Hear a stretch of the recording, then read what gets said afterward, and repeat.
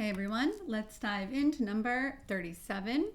Here we have a rational expression or a fraction, and we have a whole medley of variables. We have constants in there, and we also have this negative exponent on the outside. Now, what are a few ways to look at this? In number 38, I'm going to approach this differently, and it's up to you to decide what you like best. Personally, I'm going to like the way I do number 38 a little bit better, to be very honest with you, but let's do number 37 the way I see a lot of you guys approach it, except I'll be a little bit more careful with my parentheses, so you want to watch out for that. So one thing people might do is right away -7 to the -4th power times, I'm just being a little excessive with little multiply dot, a to the, multiply your powers, -8, b to the -12, and c, careful that you don't do anything weird there, 0, over 3. See, the constants is where people probably mess up. They don't want to give the exponent to them. They think the -7 and the 3 are attached to the a's. Not the case. To the -4, a to the -12, b to the -16, c to the -12. So again, I think this is a little bit silly of a way. This line is nothing. It's just from, I cut the paper out, so don't let that distract you. Okay, next thing, negative exponents. We got to do some rearranging. So what are we going to have next? Well, let's just do this. -7 to the 4th can come on down, and it becomes -7 still. The power becomes positive. So if you made your 7 positive, don't do that.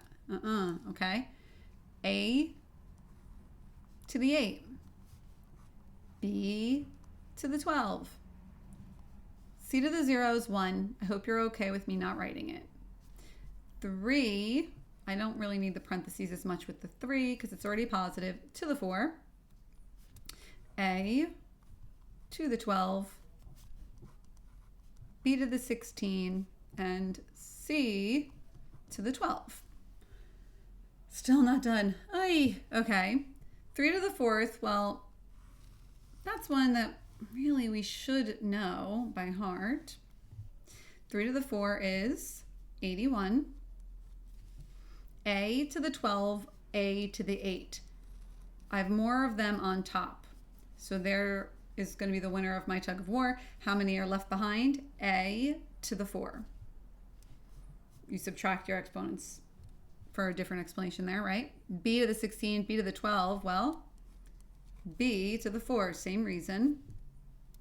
And then C to the 12 has no one to reduce with. -7 to the 4th. Honestly, if this was like a class test or quiz, I'm probably just going to leave it, not fully evaluated, but it is going to become positive, right? 7 to the 4th. If you did want to multiply and figure it out, what's the easiest way to do? Well, again, I'm glad you asked. We should all know 7 to the 3 is 343. You should know that by heart. So to get 7 to the 4, we really only need to multiply 343 by 7. It's not like you have to start from scratch.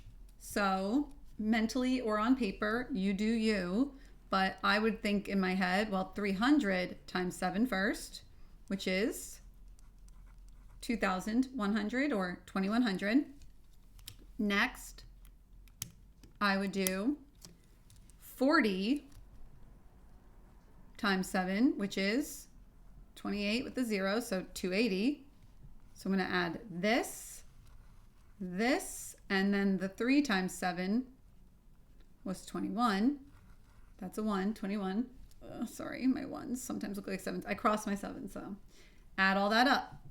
2,100 or 2,100, 280, and 21. And I'm sure many of you could do it in your head. Make sure you remember to carry, right? So we have a 1, a 0, carry the 1, 2, 3, 4, and 2. So 2,401. That's one some of you might know by heart, but I'm not going to have you, using a calculator for this. So final answer, 81, a to the 4, b to the 4, c to the 12 over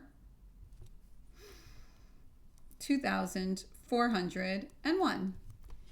For a different approach, definitely check out number 38, which should be popping up on the screen, or to go back and look over a different example. If you think I'm contradicting something, go ahead and look at the playlist, find that example, and see what consistencies there are, because it just might be your interpretation, your misunderstanding. So good luck and have a good time checking number 38.